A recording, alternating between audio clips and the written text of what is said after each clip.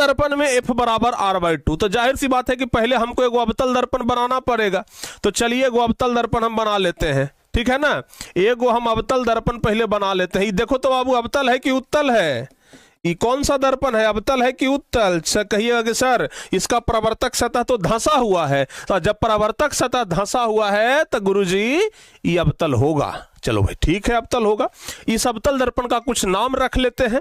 नाम हम इधर रख लेते हैं, इस छोर का M और इस छोर का नाम रख लेते हैं M'। चलिए सर जी नाम भी रख लिए। इसका एक प्रधान अक्ष खींचते हैं प्यारे बच्चों, ठीक है ना। चलिए एक प्रधान अक्ष भी खींच दिए सर जी, बहुत बढ़िया। तो सर प्रधान अक्ष अगर खींच दिए हैं तो ये वाला बिंदु जो है वो ध्रुव हो जाएगा, यानी कि P। ध्रुव को हमेशा सूचित करते हैं किस चीज से? ABCD का जो P होता है उससे करते हैं, ध्यान रखिएगा।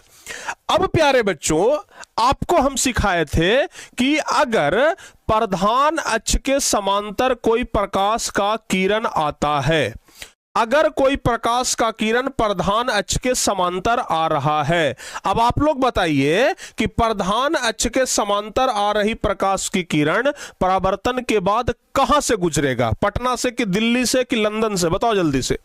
प्रधान अक्ष के समांतर आ रही प्रकाश की किरण परावर्तन के बाद कहां से गुजरेगा? जल्दी से बताइए ना, कहां से गुजरेगा? सब लोग कमेंट कर रहे हैं कि गुरुजी F से गुजरेगा। F बोले तो फोकस, ठीक है ना। यानी कि भाई आवाज ना जा रहा है, आवाज इतना किसके जा रहा है? आप लोग कैसे भोमा वाला इमोजी भेज देते हैं? ये भोमा वाला इमोजी भेज दीजिएगा, गड़बड़ा जाएगा। देखिए जरा ध्यान से इधर सुनिए। प्रधान अक्ष के समांतर आ रही प्रकाश की किरण कहां से गुजरती है? फोकस से। सारे बच्चे लोग कह रहे हैं कि गुरुजी फोकस से। तो लीजिए जी सर हम फोकस से इसको गुजार दिए। ये जो कटान बिंदु हुआ ना, यही हो गया फोकस। ये क्या हो गया बाबू? फोकस। और फोकस हो गया तो चलिए यहां पर इसका हो जाएगा, ई का हो गया, ई हो गया वक्रता केंद्र C। ये क्या हो गया बाबू? वक्रता केंद्र C। ये जो आपतित किरण AB था इसका नाम हम रख देते हैं AB, ठीक है ना। AB प्यारे बच्चों हम इसका क्या कर दिए? नाम रख दिए। ये इसका नाम C हो गया, इस बिंदु का नाम F, इस बिंदु का नाम P, क्योंकि ये ध्रुव P है, फोकस F है और वक्रता केंद्र C है।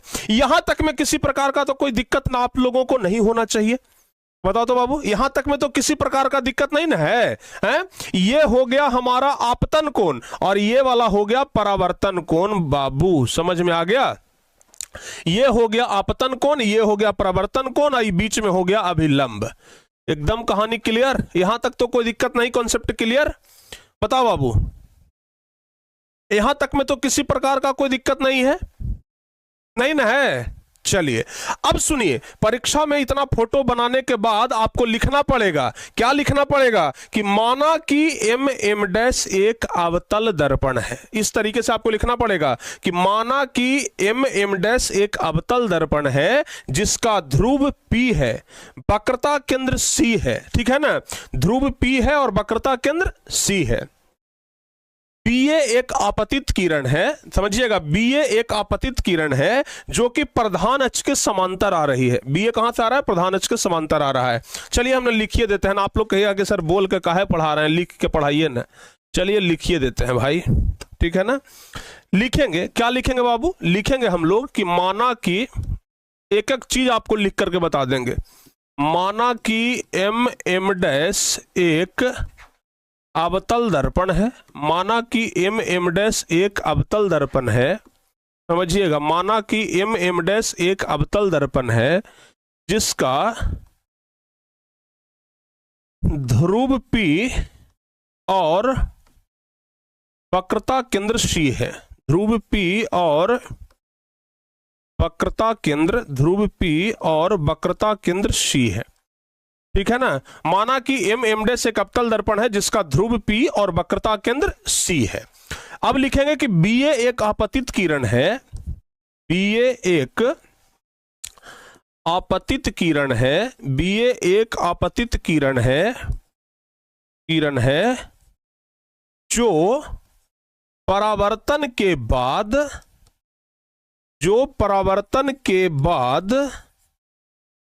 F से होकर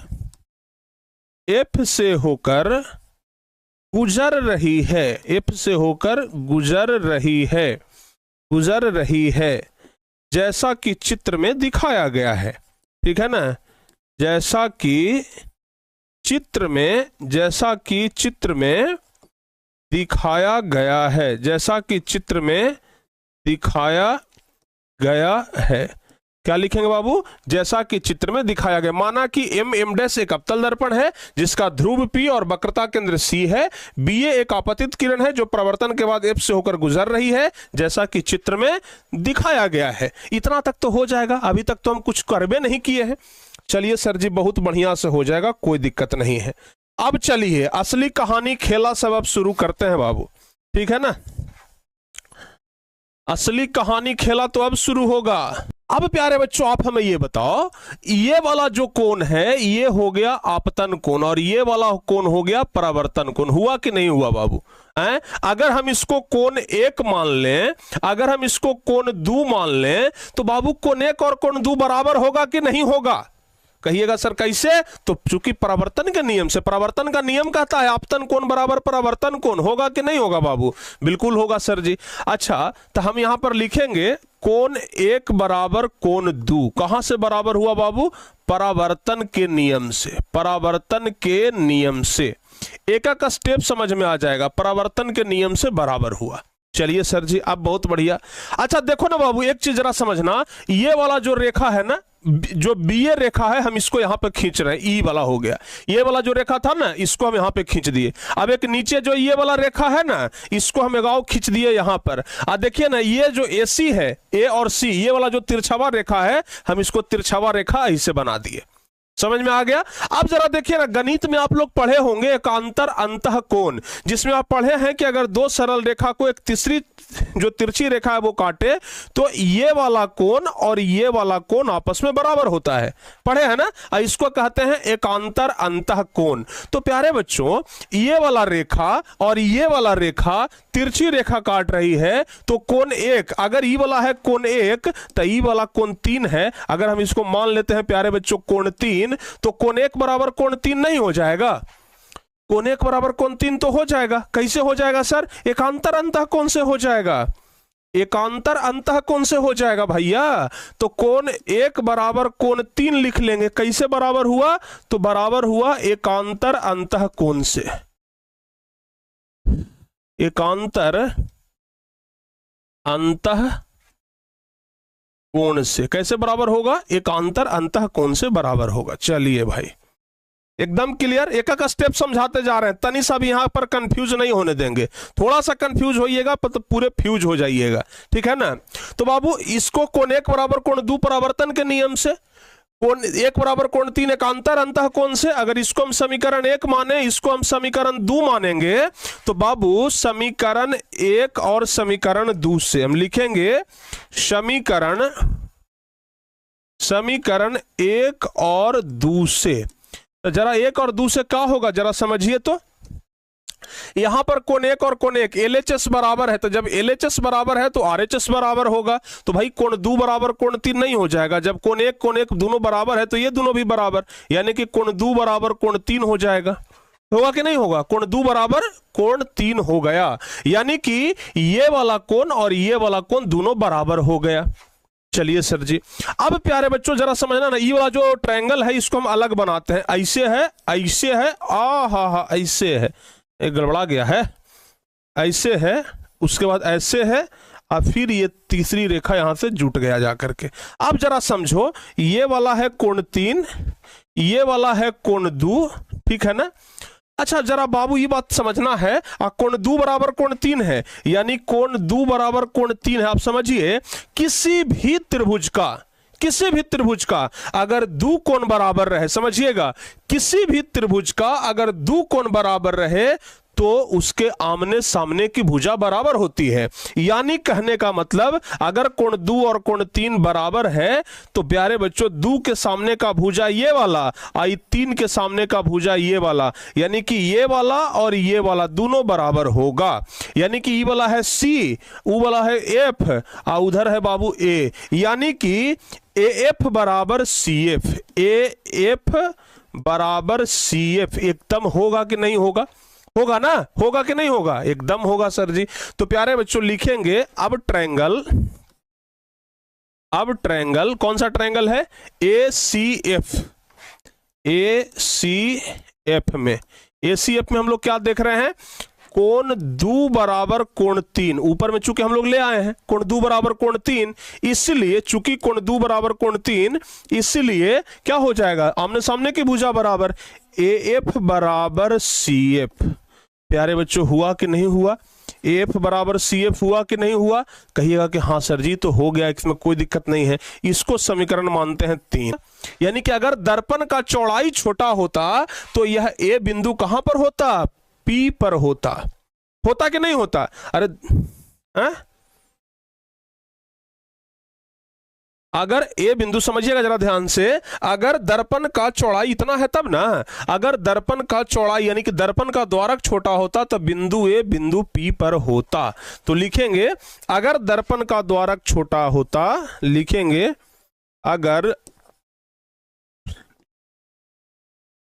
दर्पण का द्वारक छोटा है, अगर दर्पण का द्वारक छोटा हो तो बिंदु A बिंदु P पर होगा, ठीक है ना। यानी कि प्यारे बच्चों अगर बिंदु A बिंदु P पर होगा तो जितना बड़ा AF उतना ही बड़ा PF होगा कि नहीं होगा, यानी AF बराबर PF। अगर ये वाला बिंदु यहां पर आ जाए तो यानी कि जितना बड़ा AF है उतना ही बड़ा PF है। यानी कि आप समझना जरा ध्यान से, ये जितना बड़ा है वही इतना ही बड़ा ये वाला हो जाएगा, यानी कि AF बराबर PF होगा कि नहीं होगा बाबू, होगा ना, AF बराबर PF होगा। यानी कि दर्पण का तो बिंदु A बिंदु P पर होगा, इसलिए AF बराबर PF, इसको समीकरण 4 मान लेते हैं। इसको क्या मान लेते हैं, समीकरण 4। अब प्यारे बच्चों समीकरण 3 और 4 से जरा समझिएगा, ठीक है ना। समीकरण 3 और 4 से, समीकरण 3 और 4 से, समीकरण 3 क्या कह रहा है, AF बराबर CF, समीकरण 4 कहता है AF बराबर PF। तो प्यारे बच्चों AF और AF दोनों पट्टी बराबर है कि नहीं है, बताइए, AF बराबर PF बराबर है कि नहीं है, AF बराबर CF, AF बराबर PF, तो यानी LHS बराबर है तो RHS भी बराबर होगा, यानी CF बराबर PF होगा। 3 और 4 से क्या हो गया, CF बराबर PF। 3 और 4 से क्या हो गया, 3 और 4 से चलेंगे तो CF बराबर PF हो जाएगा, होगा कि नहीं होगा बाबू। अब देखिए CF बराबर PF यानी कि CF ये और ये बराबर हो गया, अब PF ये और ये बराबर, मतलब अब हम लोगों को पता चल गया कि ये वाला दूरी और ये वाला दूरी आपस में बराबर है। तो प्यारे बच्चों अब हम लोग यहां से यहां तक का दूरी निकालेंगे PC।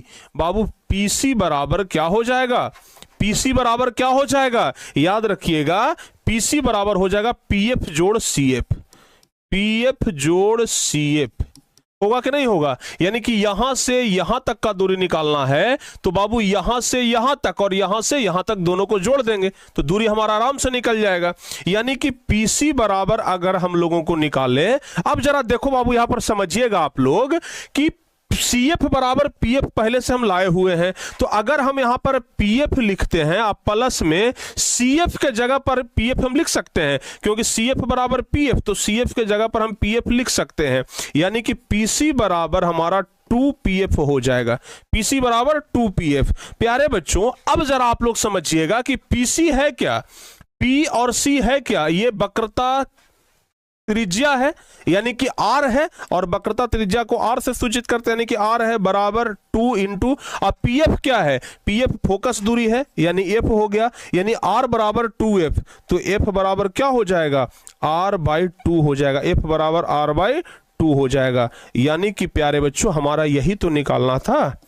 प्रूव्ड हो गया कि नहीं हो गया, जरा बताइए तो, प्रूव्ड हो गया कि नहीं हो गया।